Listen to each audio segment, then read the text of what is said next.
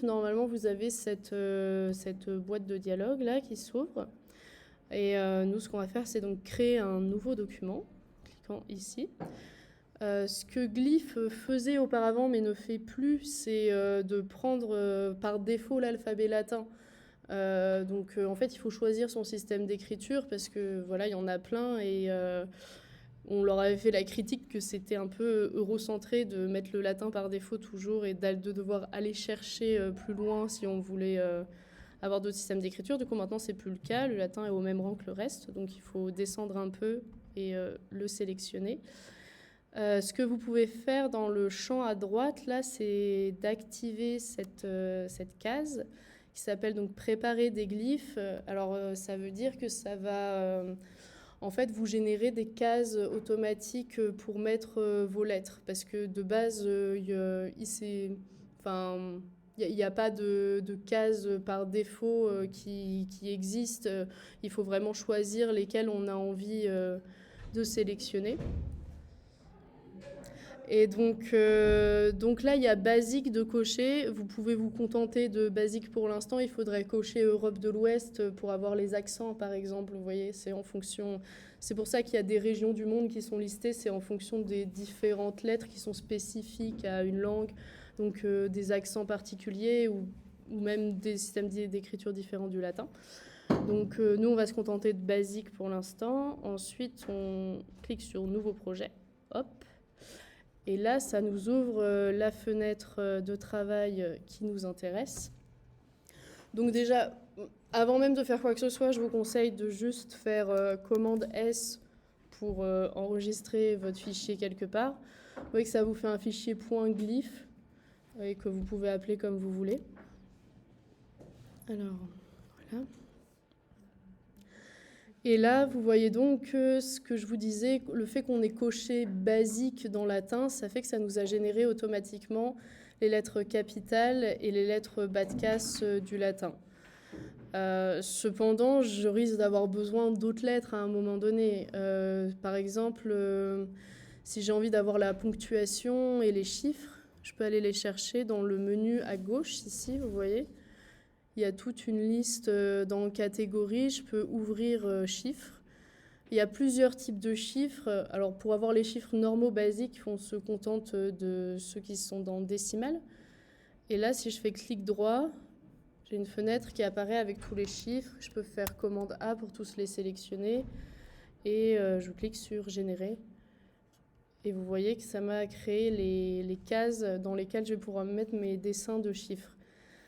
Sachant que en fait là les dessins de lettres que vous avez à l'intérieur c'est un peu des lettres fantômes, c'est pour pouvoir vous repérer tant que vous avez rien mis dedans, savoir à quoi ça correspond, mais dès que vous allez commencer à les dessiner pour de vrai, ça va disparaître ces formes là par défaut. Et je vais peut-être aussi avoir besoin d'un peu de ponctuation que vous pouvez trouver ici. Bon là je ne vais pas forcément la générer, mais vous avez compris le principe, vous faites clic droit et après vous sélectionnez les trucs que vous avez envie de générer. Et si jamais vous avez besoin de faire les accents du français, par exemple, vous pouvez aller en dessous dans langue et descendre latin. Et dans Europe de l'Ouest, si vous faites encore clic droit, vous voyez que vous avez les caractères accentués.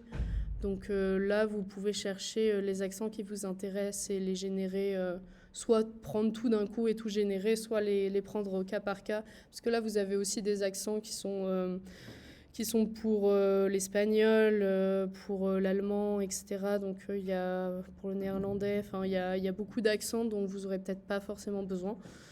Donc voilà, vous pouvez faire au cas par cas. Mais et une fois que vous avez généré tout ça, en fait, il y a des fois on peut se retrouver, par exemple là si je le fais, si je génère tous les accents de l'Europe de l'Ouest, eh ben, on peut vite se retrouver avec une vue très saturée avec plein de lettres partout. Alors un truc qu'on peut faire, c'est avec ce slider là, c'est modifier la taille des cases.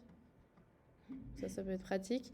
Un autre truc qu'on peut faire aussi, c'est simplement, vous voyez dans le latin déroulé, là il y a le basique. Je peux juste recliquer dessus et ça va m'afficher que les lettres de base. C'est juste voilà, pour se repérer parce que parfois si Si je vais dans tout, vous voyez, je retourne, dans tout, ça peut faire beaucoup, on peut avoir du mal à s'y retrouver, donc on peut filtrer comme ça en allant dans ces endroits. Ok, alors maintenant on va pouvoir commencer à dessiner vraiment.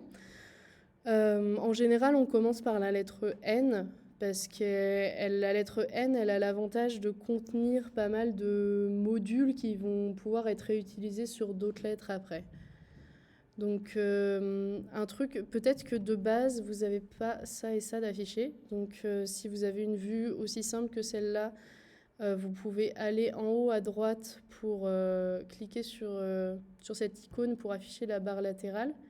Il y a peut-être quelques trucs que moi j'ai et pas vous parce que j'ai des plugins, mais c'est pas grave, on n'en aura pas besoin.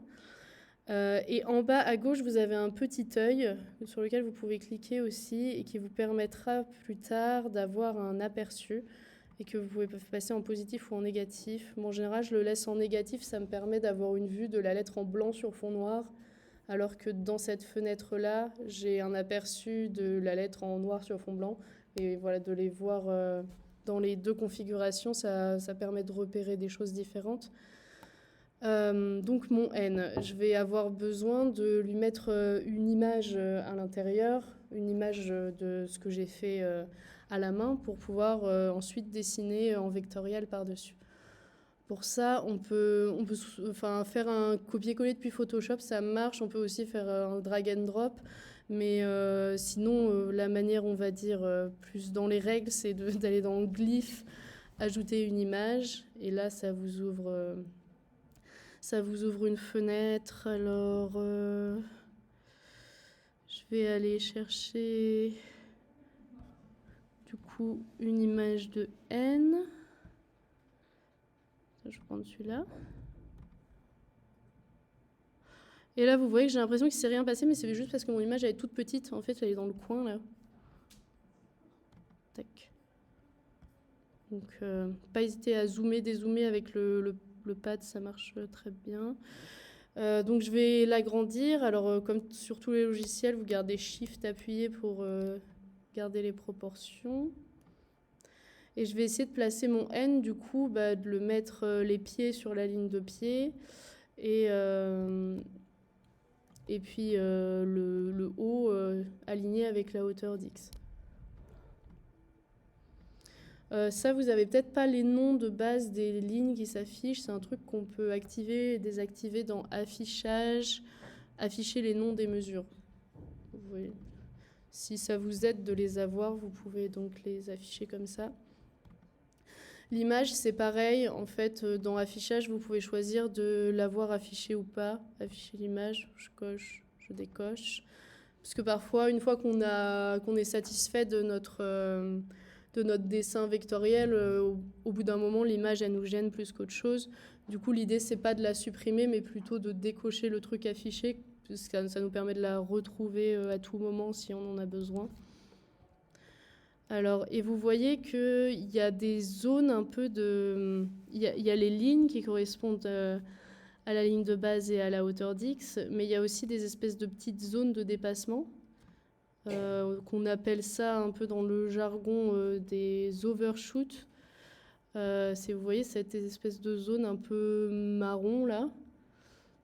Ça permet de laisser dépasser en fait les parties pointues et les parties rondes des lettres. On les fait dépasser de quelques unités par rapport à la ligne pour que optiquement ce soit pareil que si c'était plat. C'est parce que si on arrivait au même point, en fait optiquement on a l'impression que c'est plus petit quand c'est pointu ou que c'est rond. Donc on a ces zones-là. Ça on peut le gérer, vous voyez, en cliquant sur ce i en haut à gauche. On tombe sur la fenêtre des informations de la police. Donc on peut changer le nom et tout, on peut changer des choses dans cet onglet-là, mais c'est pas ça qui nous intéresse. Ça va être d'aller dans l'onglet qui s'appelle Master.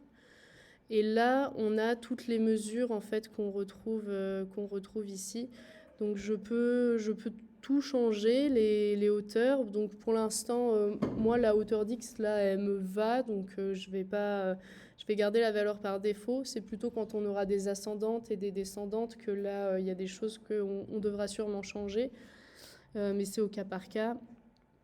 Mais par contre, je vois que ma zone d'overshoot pour la tête de mon N, elle est un peu petite. Là, j'aurais envie, vous voyez que le dépassement, il est, il est assez prononcé. Enfin, on a des formes quand même un peu assez pointues, surtout cet empattement ici.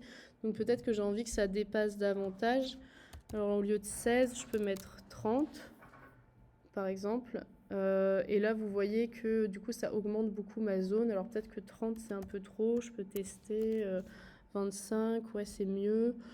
Et en général, on essaie d'être plutôt régulier. Donc si je mets 25 à un endroit, c'est logique que je mette 25 partout. Et vous voyez que pour la ligne de pied et la longueur des ascendantes, c'est des négatifs parce que ça dépasse vers le bas et pas vers le haut. Donc je mets 25 partout. Et puis voilà. Donc une fois que j'ai fait ça, déjà c'est un peu plus, j'ai une base de travail un peu plus confortable. Là, je peux resélectionner mon image. Et en fait, pour pas qu'elle me gêne pendant que je dessine, je vais la verrouiller. Donc pour ça, on fait clic droit, verrouiller l'image. Et du coup, maintenant, si je la désélectionne, vous voyez, je peux plus la sélectionner. Si je veux la resélectionner, je fais juste clic droit, déverrouiller l'image. Et donc là, on va pouvoir commencer à dessiner. Alors vous voyez que dans mon N, on peut le décomposer en plusieurs parties. Va y avoir cette partie rectangulaire qui doit être égale à celle-ci. Donc ces deux parties rectangulaires qui s'appellent des fûts. Et il y a des empattements aussi qui sont les mêmes entre eux. Un autre type d'empattement ici. Et un jambage qui pourrait aussi... en fait, toutes des parties qui peuvent nous servir à construire d'autres lettres. Et donc ça, c'est important de ne pas se mettre à dessiner tout le contour de la lettre en entier, mais de vraiment garder l'idée qu'il y a plusieurs éléments qui composent une même lettre. Et ça va nous permettre de rationaliser le dessin et de gagner du temps pour les prochaines. Là, du coup, ce fût qui est rectangulaire, je peux le dessiner directement avec l'outil rectangle. Donc vous avez tous les outils de dessin pour créer des formes qui se trouvent en haut. Et donc avec l'outil rectangle, je vais simplement faire ça. Tac, un rectangle. Et si vous voulez voir ce que ça donne, vous appuyez sur espace. Il faut garder espace appuyé. Et donc là, je vois ma lettre en noir sur fond blanc. Il n'y a plus l'image derrière et il n'y a plus les lignes de mesure. Une fois que j'ai fait ce fût, en fait, ce fût, j'aurais envie d'utiliser le même de l'autre côté et à droite. Alors, je pourrais simplement faire un copier-coller, comme ça. Mais le problème de ça, c'est que si je modifie le fût de gauche, ça ne modifie pas celui de droite. Moi, j'aimerais que les deux ils soient liés ensemble et que si je modifie l'épaisseur de l'un, l'autre se modifie aussi. Alors pour ça, il y a un truc qui est très pratique, c'est des composantes. Donc je vais sélectionner mon tracé en entier, donc en double-cliquant juste à côté, ça va sélectionner la forme en entier. Et ensuite, je vais faire clic droit et je vais cliquer sur composante d'après la sélection. Là, il va me demander du coup de lui donner un nom à cette composante. Donc c'est le fût, donc je vais l'appeler fût. OK. Et il va me l'ouvrir dans une nouvelle boîte. Du coup, en fait, il a créé un nouveau glyphe, un nouveau caractère qui s'appelle fût et que je peux importer dans d'autres glyphes. Donc mon N est toujours là, il est juste à côté. Si je double-clique dessus, je le vois, il est là. Et du coup, maintenant, ce que je peux faire, c'est dupliquer ce... Pour dupliquer un objet, vous pouvez le copier-coller, mais vous pouvez aussi faire juste Alt et le drag and drop, ça marche. Et là, vous voyez qu'il me le met à côté, sauf qu'il me le met loin et je peux pas le bouger. Ça, c'est parce qu'en fait, il prend en compte, vous voyez cet espace énorme à droite qu'il y a sur la composante, quoi, le glyphe de la composante du fût. Donc en fait, si je modifie en dessous, vous avez ce qu'on appelle les approches. Donc c'est les espaces qu'il y a à gauche et à droite. Donc ça, je peux les modifier. Là, si je mets 40 à la place de 441, vous voyez que ça réduit l'espace qu'il y a sur la droite et ça le fait aussi du coup ici. Sauf que là, dans ce cas-là, c'est quand même vraiment pas pratique d'avoir ce truc d'alignement parce qu'il faudrait que j'ajuste l'approche jusqu'à ce que le fût arrive au bon endroit. Mais donc du coup, ce truc, on peut le désactiver. Donc là, je suis dans mon N et je vais faire commande A pour tout sélectionner. Pour sélectionner du coup mes deux fûts qui sont deux composantes. Et si je fais clic droit, désactiver l'auto-alignement, vous savez que vous voyez, c'est plus vert, ça devient grisé. Et du coup, là, je peux les déplacer comme je veux. Elles sont plus verrouillées, en fait. Donc ça, c'est le truc de désactiver l'auto-alignement. Ça arrive souvent qu'on en ait besoin. Donc là, j'ai pu placer mon fût au bon endroit. Et maintenant, mais vous voyez que je ne peux pas éditer le tracé du fût, maintenant. Il faut que j'aille vraiment dans sa composante. Et si je vais dans la composante, là, vous voyez que si je le modifie, ça modifie tous les autres. Et donc, maintenant j'arrive à ce stade-là, c'est très bien, j'ai des fûts qui sont reliés entre eux. Je vais avoir besoin maintenant d'avoir des empattements. Alors, pour avoir des empattements, ça va plus être aussi simple que juste prendre un rectangle et le dessiner. On va avoir besoin de le dessiner manuellement, enfin soi-même. Et donc pour ça, on va utiliser l'outil Plume, qui est donc le deuxième outil de la barre d'outils en haut, et qui est l'outil qui va le plus nous occuper. Alors, ok. Voilà, normalement votre curseur il se change en petite plume quand vous faites ça. Et là, on va pouvoir commencer à dessiner un empattement. Alors pour ça, simplement on clique, et ça nous crée des points comme ça. Ça nous crée un tracé. Ok. Donc là, j'ai un empattement très, très grotesque, on va dire, très, très grossier, pardon. Mais du coup, vous voyez que là, il est tout carré. Donc ça me va pas. Moi, je veux qu'il ait des courbes à certains endroits, mon empattement. Du coup, je vais recommencer mon tracé. Et si vous voulez avoir des courbes, il suffit de garder enfoncé votre souris au moment où vous placez votre point. Et donc, ça vous permet de dessiner des courbes comme ça, d'avoir des poignées qui dépassent. Ce que je vous conseille de faire dans le dessin, c'est d'avoir au plus possible des poignées qui sont orthogonales. Pour ça, il suffit d'appuyer sur Shift au moment où vous tracez et vous voyez que ça bloque mes poignées pour qu'elles soient à l'horizontale ou à la verticale, mais que ce soit toujours à 90 degrés, quoi. Voilà, et d'essayer de placer, en fait, quand vous dessinez une forme, d'essayer de le faire avec le moins de points possible. Donc ça, c'est un truc que c'est aussi une habitude à prendre, quoi, de voir où les points devraient être placés. Tout simplement pour pouvoir gérer les courbes de manière la plus harmonieuse possible, c'est mieux s'il y a moins de points. S'il y en a trop, ça va avoir tendance à avoir une courbe saccadée. Alors que s'il y en a peu, on peut gérer les choses mieux. Et le fait que ce soit orthogonal aussi, que voilà, vos poignées elles soient le plus possible droites, ça vous permet en fait de retoucher facilement les choses après. C'est-à-dire que là, j'ai fermé mon tracé. Maintenant, je ne vais pas me contenter de cet empattement-là. Vous voyez bien que les courbes ne sont pas du tout harmonieuses entre elles. Enfin, c'est un bon début, mais il y a beaucoup de choses à corriger. Et ça, d'ailleurs, il ne faut pas que ça vous fasse peur si votre première forme que vous dessinez à la plume, elle est horrible. C'est normal.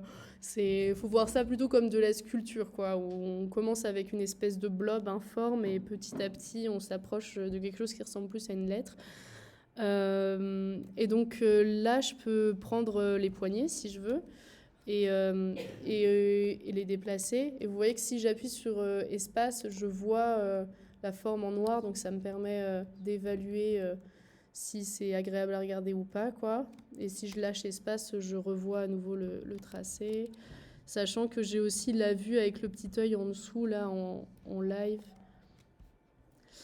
Donc ça c'est pour déplacer les poignets, vous pouvez juste les prendre comme ça. Si vous voulez déplacer les points, pareil, vous déplacez les points. Mais un truc dont on a souvent besoin, c'est de déplacer le point sur les poignets sans que les poignets viennent avec, quoi, de faire glisser le point sur les poignets. Pour ça, il suffit d'appuyer sur Alt ou Option, ça dépend de vos claviers. Et comme ça, on peut faire glisser le point sur les poignets. ça permet d'avoir une belle courbe. Ouais, juste appuyer sur Alt et bouger le point et il va glisser sur les poignets comme ça. Et puis on essaie aussi que, vous voyez, là ma poignée elle va un peu haut, elle dépasse, elle pourrait dépasser même carrément. Là elle dépasse carrément la limite du point d'après. Il vaut mieux que ça fasse pas ça parce que vous voyez ça me fait une espèce de plat bizarre. Donc on essaie en général que les deux poignées qui définissent une courbe, donc là celle-ci et celle-ci, qu'elles soient harmonieuses entre elles, enfin qu'elles soient à peu près de la même longueur, vous voyez. Là il faudrait que je glisse un peu. Et vous voyez qu'au fur et à mesure, on lisse de plus en plus la forme et on a quelque chose qui devient de mieux en mieux. Voilà, on va dire que là mon empattement il est à peu près satisfaisant. Je vais peut-être le décaler un petit peu comme ça. Et du coup là avec mon empattement, qu'est-ce que je fais? Je vais à nouveau double-cliquer juste à côté pour le sélectionner en entier et faire clic droit, composante d'après la sélection, et je vais l'appeler empattement bas. Ça n'a aucune importance comment vous les appelez tant que vous y retrouvez. Et du coup, vous voyez que là, si je retourne dans mon N, ça l'a bien transformé en composante. Et là, je peux juste appuyer sur Alt et le prendre et le déplacer. Et je peux appuyer sur Shift pour que ça reste bien aligné quand je le déplace. Et bam, je le pose juste là. Et du coup, là, j'ai mes deux fûts et mes deux empattements. Et si je modifie mon empattement, ça le modifie partout. J'ai juste pas compris pour que la forme soit noire. C'est à partir du moment où j'ai fait composante d'après la sélection. Ah, du coup, ça devient... Ouais, du coup, ça devient une composante. Et du coup, c'est dans vraiment la boîte de la composante qui s'ouvre automatiquement juste à côté à gauche que je pourrais venir le modifier. Je vous conseille... pardon ? Non, là, je la comprends. Ok. Je vous conseille, par contre, avant de faire ce truc de tout sélectionner et faire composante d'après la sélection, d'affiner quand même un petit peu le dessin parce qu'en fait, vous voyez que vous avez plus l'image derrière parce que votre image, elle est vraiment dans la boîte de votre N. Alors, vous pourriez la réimporter dans la boîte de l'empattement, il n'y a pas de souci, mais c'est quand même un petit peu fastidieux, donc plutôt essayer de dessiner l'empattement bien avec l'image et après transformez-le en composante, c'est plus simple dans ce sens-là. Ensuite, on va avoir besoin de l'empattement du haut. Donc pour ça, je vais le dessiner comme ça, encore une fois avec la plume.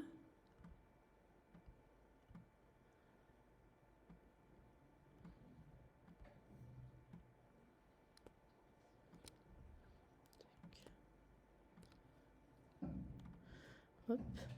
Et là, vous voyez que ça fait un truc un peu bizarre.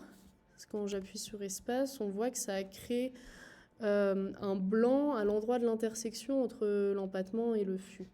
Ça, c'est parce que, en fait, c'est un truc qu'on sait pas quand on travaille sur d'autres logiciels, genre Illustrator ou InDesign, qui utilisent pourtant du dessin vectoriel, c'est que les tracés, ils ont un sens de rotation. Et donc en fait, ça va nous intéresser de pouvoir créer des trous dans des formes. Par exemple, si on veut dessiner un O. Si je veux dessiner un O, j'ai pas envie qu'il y ait deux cercles noirs l'un sur l'autre parce que sinon, et pour avoir ce blanc, en fait, c'est pas vraiment c'est pas un cercle blanc qu'on rajoute dessus, c'est vraiment un cercle qui va trouer le premier cercle. Et du coup, je fais tourner le deuxième cercle dans le sens inverse du premier et ça crée un trou.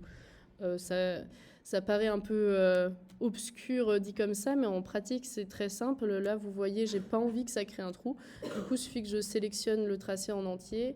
Je fais clic droit et inverser les contours sélectionnés.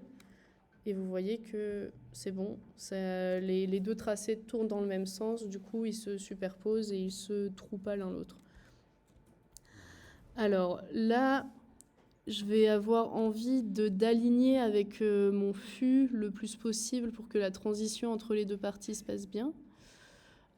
Du coup, et voilà, souvent besoin de zoomer assez fort pour faire les choses précisément. Et là, vous aurez peut-être remarqué que j'ai certains points qui sont ronds et verts, et il y en a d'autres qui sont bleus et carrés. Bon, lui, il est triangulaire, mais c'est parce que c'est le premier point. Du coup, c'est lui qui indique aussi le sens, la direction du tracé. Sinon, lui, il est carré, par exemple. Et ça, en fait, c'est que les points carrés, ça fait que les poignées sont pas reliées entre elles, alors que les points ronds et verts, les poignées sont reliées entre elles. Alors, qu'est-ce que ça veut dire ? Ça veut dire que là, vous voyez, je prends ma poignée, il y a sa poignée sœur de l'autre côté qui se balade avec elle. Et si je double-clique sur le point, ça va le convertir en point bleu. Et là, si je prends la poignée, eh ben, ça bouge pas l'autre. Et ça me permet de faire des trucs pointus, en fait. Pour les angles, on va utiliser les points bleus, et pour les courbes, on va utiliser plutôt les points verts qui sont aussi ronds. Voilà. Donc il suffit en fait vraiment de double-cliquer sur le point pour le convertir d'un type de point à un autre. Et là, vous voyez que j'ai un endroit, un segment qui est tout droit. Donc en fait, les segments droits, j'ai carrément pas du tout besoin de poignées. C'est mieux s'il n'y en a pas d'ailleurs, parce que vaut mieux éviter des éléments qui servent à rien. Du coup, je vais sélectionner une de ces deux poignées et je clique j'appuie sur effacer, sur la touche effacer du clavier, et vous voyez que ça m'enlève simplement les poignées. J'ai bien un segment tout droit. Là, du coup, j'ai un point qui est carré et bleu. J'ai plutôt envie qu'il soit rond et vert pour être sûr que cette poignée ne puisse pas faire ça, qu'elle reste bien dans l'axe en fait du segment d'avant. Du coup, je vais double-cliquer dessus. Et voilà, et vous voyez que ça reste bien aligné et que je peux juste modifier la distance en fait, mais que je peux pas lui changer sa direction. Aussi, un truc qui peut vous servir, c'est que là, en fait, j'ai enlevé ma poignée, mais si jamais j'ai un segment qui n'a pas de poignée, genre là, je vais l'enlever, par exemple celui-ci, et que j'aimerais bien qu'il en ait, parce que je voudrais que ce soit courbe ici, il suffit de garder Alt ou Option appuyé et de cliquer sur le segment, pas sur le point, sur le segment. Et ça vous fait apparaître les poignées qui manquent.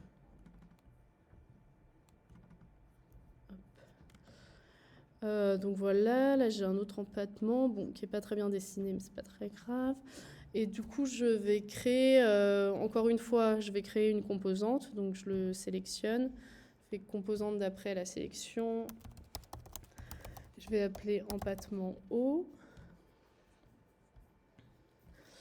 Et si je retourne dans mon N, voilà, vous voyez que j'ai encore une composante en plus. Il ne va plus me manquer qu'un jambage et on sera bon. Tac, dessiner.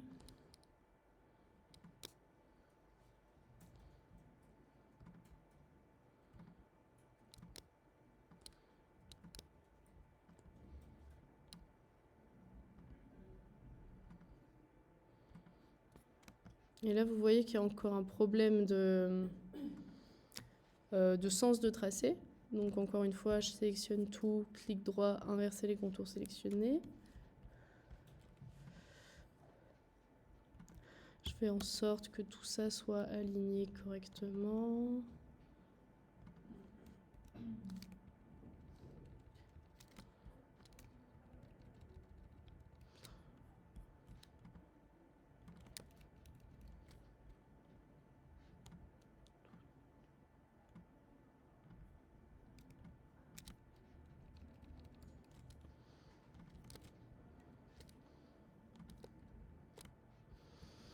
Et vous voyez qu'en fait, mes points, j'arrive à ce qu'ils soient que mes poignées soient bien horizontales comme ça, parce que je place le point vraiment à l'extrême de la courbe. Vous voyez, il n'y a pas d'endroit où ça va plus haut.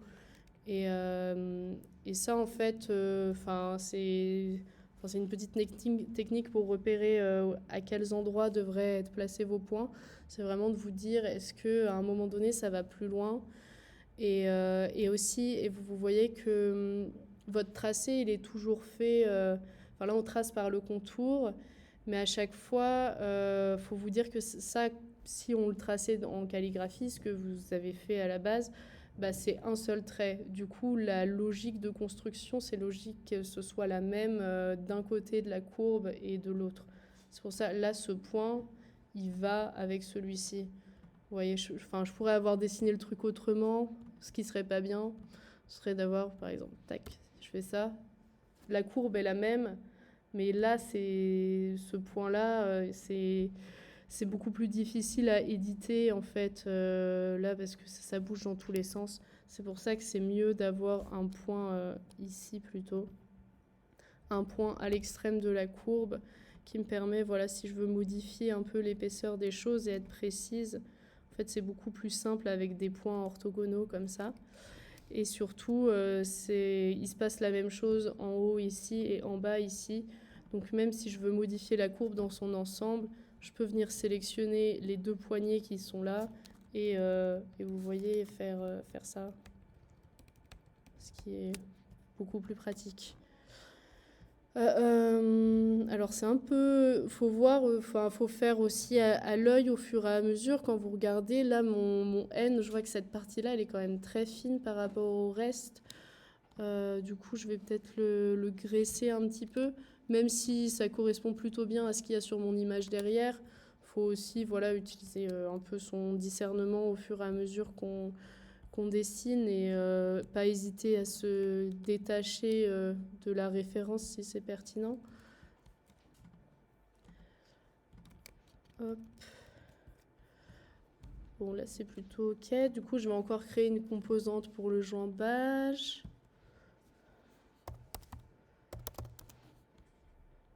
Ok. Alors c'est assez particulier au cas du N d'être fait quasiment, enfin là du coup même pas quasiment, il est fait exclusivement de composantes. Vous stressez pas s'il y a certaines lettres, genre le A par exemple, qui va être fait d'aucune composante, c'est normal pour certaines, c'est juste que le N a cette particularité d'être très modulaire. Je vais régler un petit peu les approches parce que là c'est un peu n'importe quoi. Commencer par, je sais pas, là je vais mettre 50 de tous les côtés, c'est un peu beaucoup, mais voilà, commencer pour les approches par avoir quelque chose de symétrique, la même chose des deux côtés, on affine au fur et à mesure. Donc vous voyez que, j'ai pas expliqué ce que je faisais là, je retourne dans mon N. Vous pouvez ajouter d'autres lettres à tout moment, en fait c'est du texte ce qui se passe ici. Donc si vous prenez le T qui correspond à l'outil texte en haut, là du coup j'ai un curseur de texte et je peux venir taper d'autres lettres. Alors voilà, là je vais taper un M. Et vous voyez qu'il y a ce M fantôme qui est là, mais c'est juste parce que j'ai rien encore mis dans la case. Et si je reprends mon curseur normal, ma souris, je peux double-cliquer à l'intérieur du M. Et du coup, là, j'ai ma boîte éditable. Et vous voyez que si je mets un rectangle dedans, le M fantôme disparaît. Mais là, mon M, en fait, je ne vais pas réimporter une image dedans parce que j'ai déjà un N. Et c'est quasiment la même chose. Du coup, je n'ai pas besoin d'une image comme modèle. Je vais juste avoir besoin d'ajouter mes composantes. Donc, je vais faire clic droit, ajouter une composante. Et là, je peux aller chercher directement le N. Je pourrais écrire empattement et fût et tout ça et reconstruire mon N. Mais en fait, vu que mon M, c'est un N avec une jambe en plus, je peux importer directement le N dans le M. En fait, vous pouvez utiliser n'importe quelle lettre, n'importe quel glyphe comme composante à l'intérieur d'un autre. Ça peut servir aussi, par exemple, pour les capitales. Pour dessiner un Q, vous pouvez importer directement un O et lui rajouter une queue, quoi. Ça marche très bien. Parfois, dans certaines fontes un peu géométriques, Le B et le D, ça va être des symétries l'une de l'autre. Donc voilà, parfois on importe comme ça des lettres entières à l'intérieur d'autres. Donc une fois que j'ai ça, vous voyez que encore une fois c'est vert. Donc ça c'est ce truc d'auto-alignement. Vous sélectionnez, vous faites clic droit, désactiver l'auto-alignement. En général on le désactive. Enfin, c'est d'ailleurs un peu... je sais pas je crois pas qu'il y ait moyen dans les réglages de le désactiver par défaut, mais ça serait pratique. Mais bon, voilà, du coup, il faut le faire. Et vous pouvez voilà, ajouter une nouvelle composante. Donc, clic droit, ajouter une composante. Et là, ajouter un autre jambage que vous pouvez hop, non, c'est pas ça, tac, faire glisser ici. Ajouter encore un fût.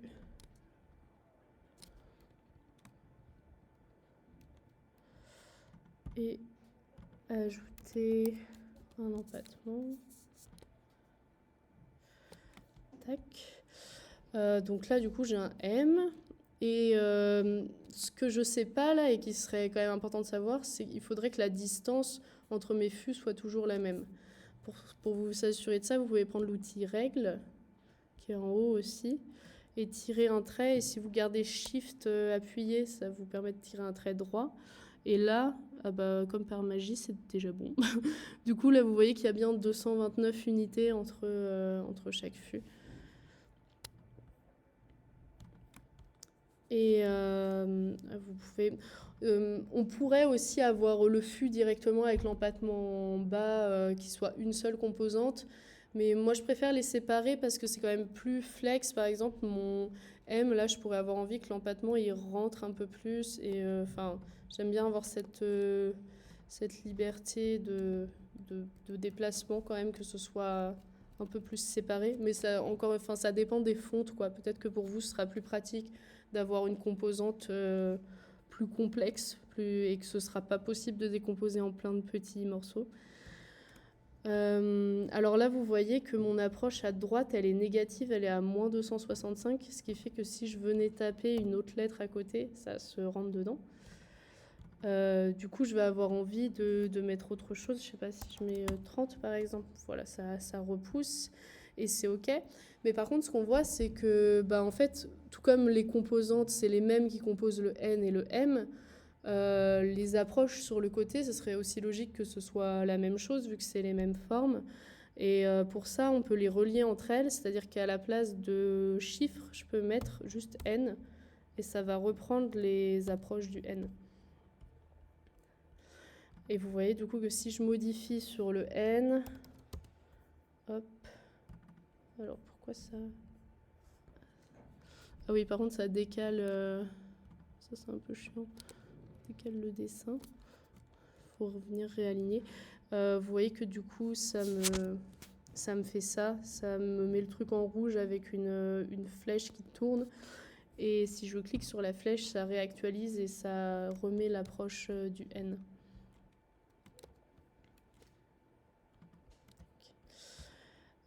Donc c'est super, j'ai un M et un N. Alors, on ne peut pas écrire beaucoup de mots avec ces deux lettres. Par contre, vous voyez que à un moment donné, si j'ai envie d'avoir un I, et ben c'est super, j'ai déjà quasiment tous les composants qui vont me servir pour le I. Je peux directement en fait aller dans le N et sélectionner les composantes qui m'intéressent parce qu'elles sont déjà assemblées les unes par rapport aux autres, du coup ça peut être pratique. Et je fais un copier et coller dans le I. Vous voyez que j'ai pris ça et puis je vais lui mettre 30 de l'autre côté. J'ai plus qu'à lui ajouter un point et on sera tranquille, quoi. Alors le point, vous pouvez commencer par un cercle. Si vous appuyez longtemps sur le truc rectangle, vous pouvez choisir une ellipse à la place. Et vous pouvez donc créer un cercle. Et pour créer un cercle, en le traçant depuis le centre, vous pouvez garder Alt appuyé. Voilà. Bon, pour l'instant, c'est un cercle parfait. En général, on essaie d'éviter d'avoir un cercle parfait parce que ça donne un côté un peu artificiel par rapport au reste du dessin de la typo. Du coup, il faudra venir modifier un peu ce point pour qui soit un peu moins parfait. Donc voilà, on a un point. Pareil, le point, quand il faudra dessiner un J, on fera aussi une composante avec le point. Mais bon, je pense que le truc des composantes, vous avez compris maintenant. Si je veux dessiner un U, par exemple, et je peux aussi importer, alors, importer mon N à l'intérieur. Et là, je peux utiliser des outils de rotation et de symétrie, en fait, ça devrait suffire. Voilà, je fais symétrie dans ce sens-là, symétrie dans ce sens-là. Là, j'ai déjà quasiment un U. La seule différence, c'est que le U, ces empattements, ils vont juste vers le côté comme ça, et ils dépassent pas vers l'intérieur comme sur un N. Du coup, je vais avoir besoin en fait de modifier mon N. De rompre le lien qu'il y a entre mon N et mon U plutôt. Du coup, je vais faire clic droit et je vais cliquer sur décomposer. Et vous voyez que là, je suis à l'intérieur. Du coup, ça a décomposé le N. C'est plus. Si je modifie mon N, ça va plus modifier mon U. Vous voyez, ça, ils sont plus liés entre eux. Du coup, ça veut dire que je peux les modifier. Le truc, c'est qu'il est encore quand même fait de composants. Donc je peux refaire la même chose pour les parties que je veux modifier. Donc c'est ces deux empattements que je veux modifier. Donc je peux les sélectionner et faire décomposer. Et voilà, ils sont détachés et je peux les éditer. Et là, il faudrait sans doute que je supprime des parties pour avoir un U.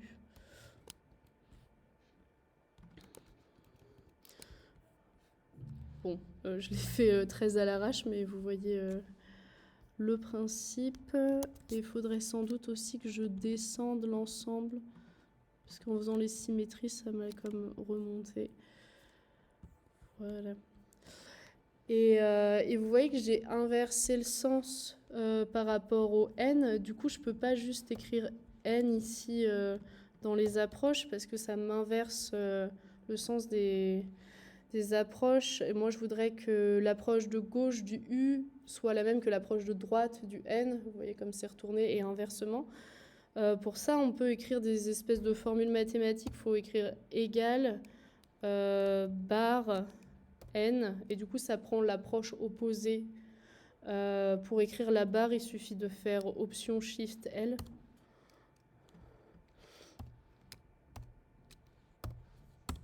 Voilà. Donc ça, c'est très pratique. Parce qu'en fait, vous pouvez écrire des maths, en gros, là-dedans.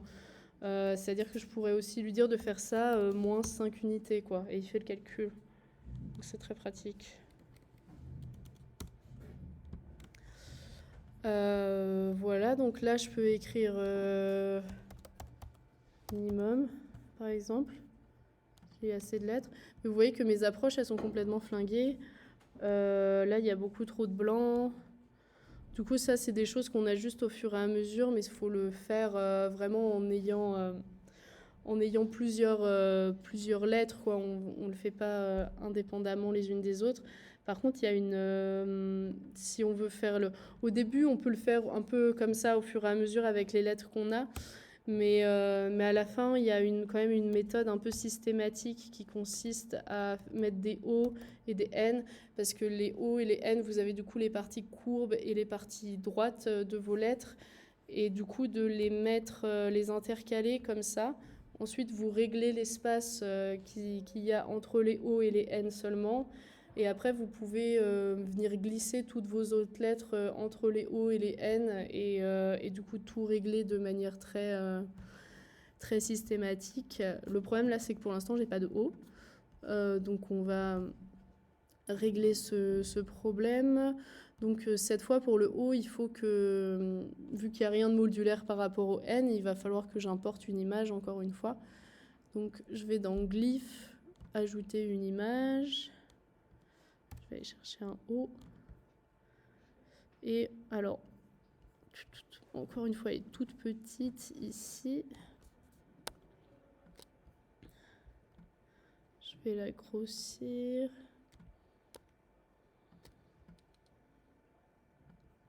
Quand vous importez une image, essayez d'avoir une autre lettre déjà dessinée à côté pour voir un peu le rapport de proportion.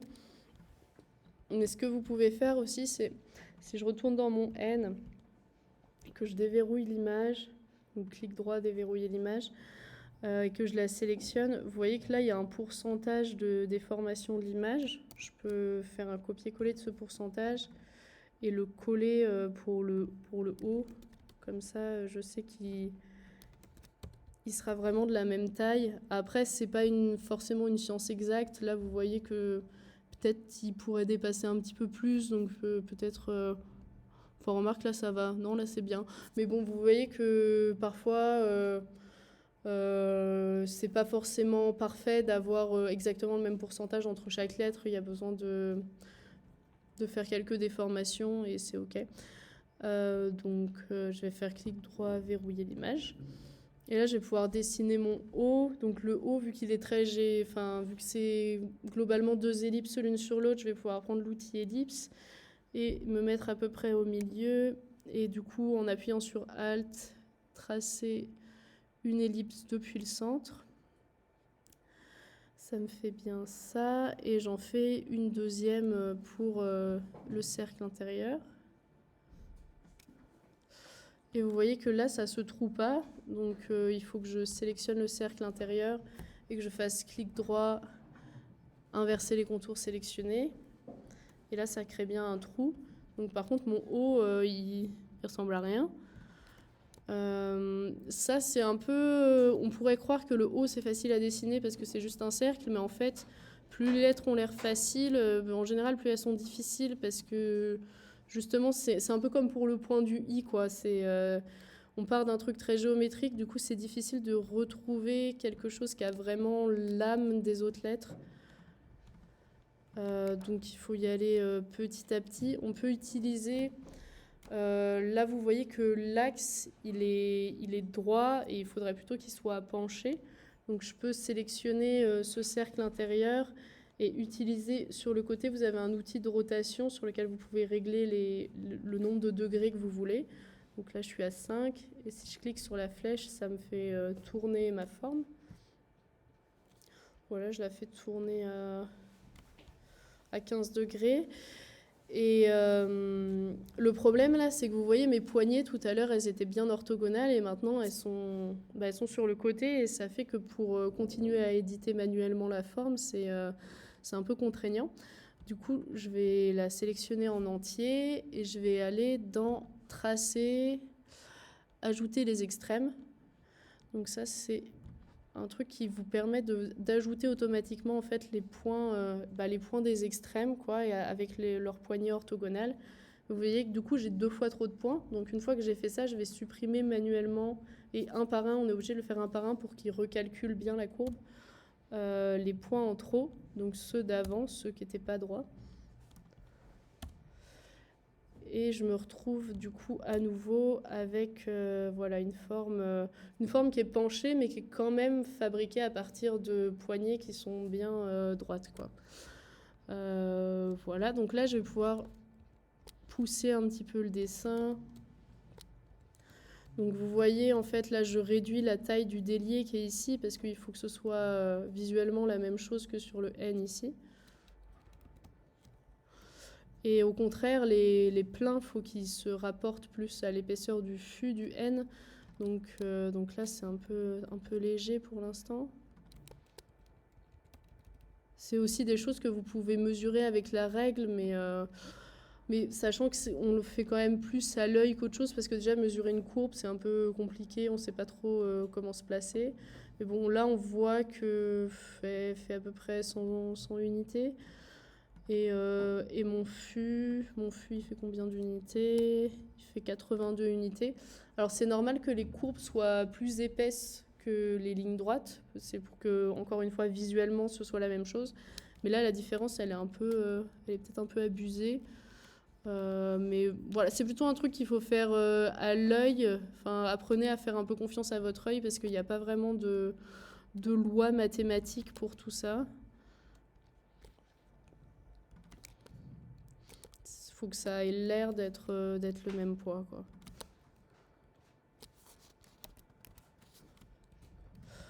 Ok, donc là je m'approche à peu près d'un truc plus clean. Mais je remarque, vous voyez que dans mon N, il y a un petit peu moins de blanc que dans mon O. Peut-être que mon O, il est un petit peu trop large. Donc pour ça, on peut simplement prendre les points sur les côtés et les rapprocher un peu du centre. Mais vous voyez que si je le fais beaucoup, ça va altérer ma courbe. Donc pour éviter ça, je peux aussi venir sélectionner les poignées en haut et en bas. Et ça va me permettre de moins déformer les choses parce que les poignées vont se décaler en même temps. Faire un peu des deux côtés. Bon, là j'ai un peu abusé. Tac.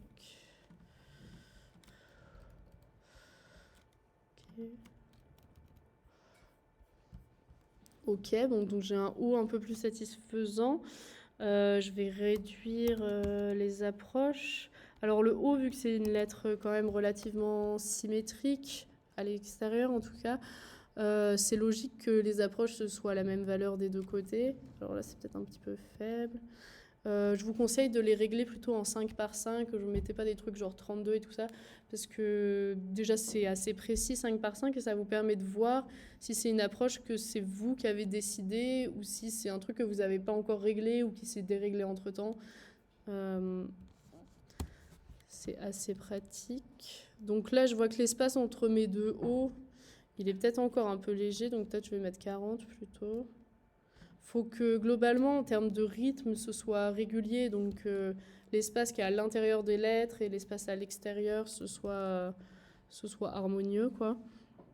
Donc là, entre les deux hauts, c'est pas trop mal. Pour le N, j'ai l'impression qu'il n'y a peut-être pas assez à gauche, mais trop à droite.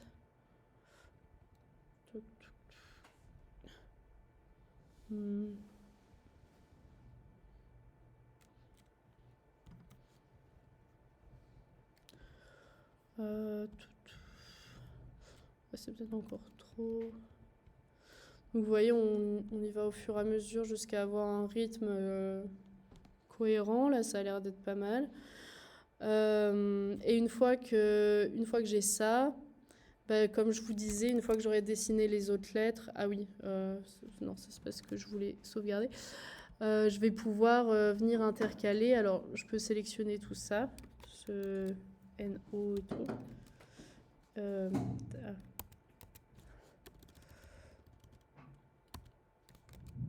Et me mettre, voilà, sauter une ligne, me mettre en dessous. Et là, je peux venir ajouter des A un peu partout.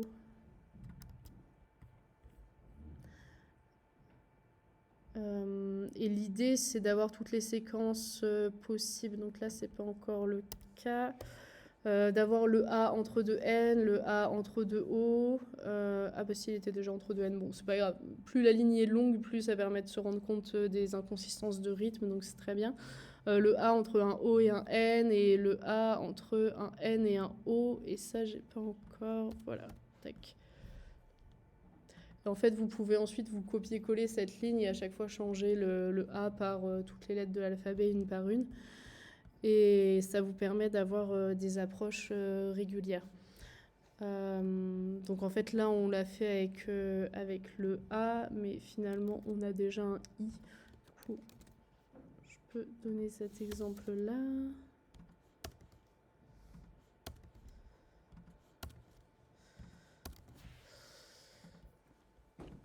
Alors vous voyez que le I, bah là on le voit bien entre les deux O qu'il n'est pas centré. Donc sur la gauche, vu qu'il est fait des mêmes composantes que le N, je peux mettre juste N. Et sur la droite, en fait, peut-être que ça marche aussi. Non, sur la droite, c'est trop. Du coup, je mets pas N, je vais mettre moins. Mettre 20. Et peut-être 15.